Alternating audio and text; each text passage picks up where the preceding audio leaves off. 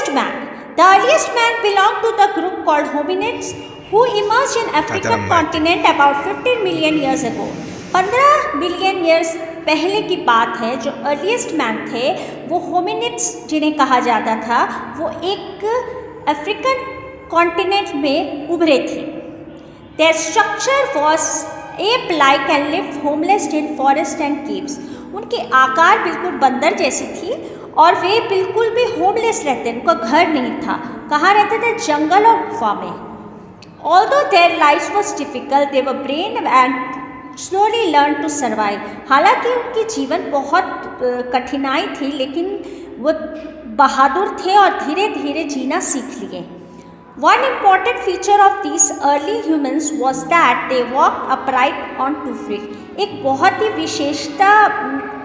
ही महत्वपूर्ण विशेषता थी इन ह्यूमन की, वो 2 पैरों पे चलते थे।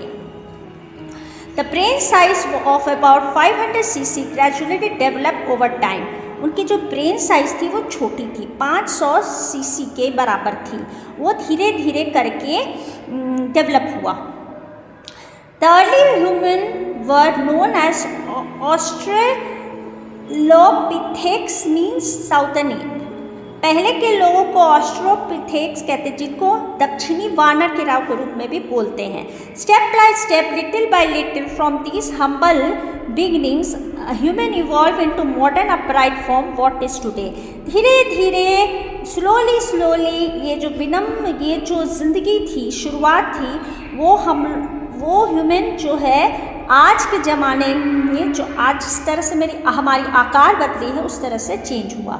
चलिए, The earliest man 15 million years ago on the African continent, an ape-like form emerged, the first mankind, homeless but forest and caves, living beneath open skies, yet courageous, wild, unsure but brave. Walking upright on 2 feet, a small brain, 500 cc, limited thought, slow learning, yet never truly empty. They were called Australopithecus, the southern ape, neither beast, not fully human, but the bridge between.